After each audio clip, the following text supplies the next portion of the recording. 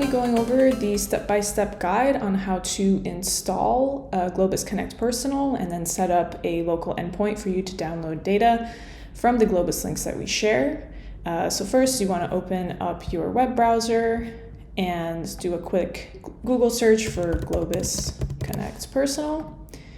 You should see a link like this, which will lead you to this page. And I'll be going through the step-by-step guide on how to install Globus Connect Personal for your Mac. So you'll go to this and click Install Now. You'll be directed to a page with a step-by-step guide. So if you rather read than watch this video, you can go ahead and follow that.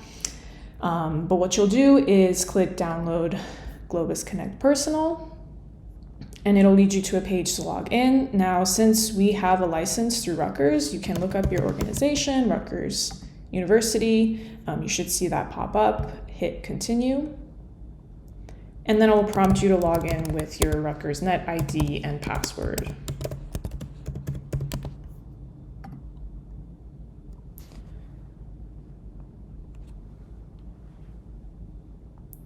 It will ask for dual authentication, so you can go ahead and do that. Click yes, this is my device.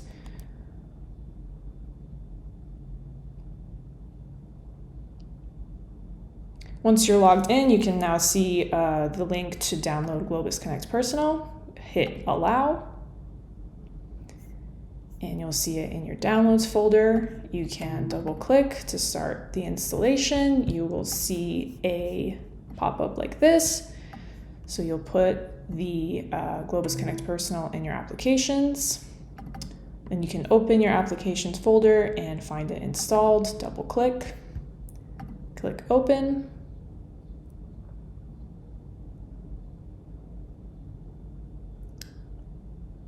And you should see a pop-up window like this. It will prompt you to log in. It'll open in your web browser again, and you'll follow the same steps to sign in via your Rutgers account.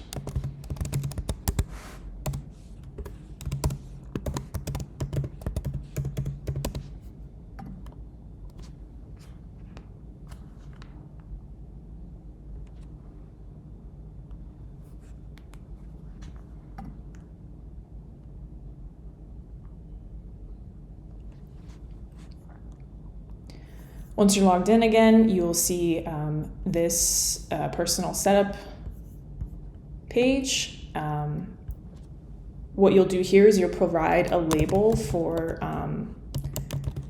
the machine that you want to connect to, so something that's descriptive and that you'll remember. Hit allow. Once you do that, you'll set up your personal collection. So you want to make sure that your Rutgers email and correct ID is displayed. And here you'll give, again, the collection a name that's easy to remember. And this is important because this will be the endpoint that connects whatever Globus links we share. This will be the endpoint where you can download that data. And so it's something that you'll be able to remember. Hit save. So we chose home desktop here.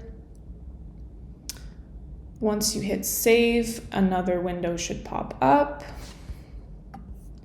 like so. And it says that setup is successful, so now you can exit the setup. So then you can go back into your web browser and go to app.globus.org. And that'll take you again to your Globus account. Now, because you've previously logged in, you should be logged in already. And so then you'll go into collections. And if you go to administer by you, you should see your home desktop or whatever you named it, whatever you named that endpoint should pop up. And so if you open in File Manager on the right here, you should see all of the files and documents that you have on your computer. So when we share a Globus link, what you can do here is click the panels on the right here, and you can start transfers. So you're connected to your home desktop. Let's say you want to transfer to your desktop. You'll then search the collection or the link that we'll share with you. So in this case, we'll just practice with this.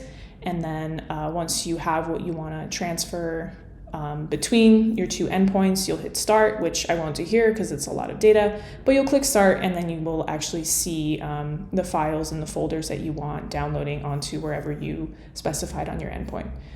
And so yeah, that's the quick and easy Globus Connect Personal install instructions.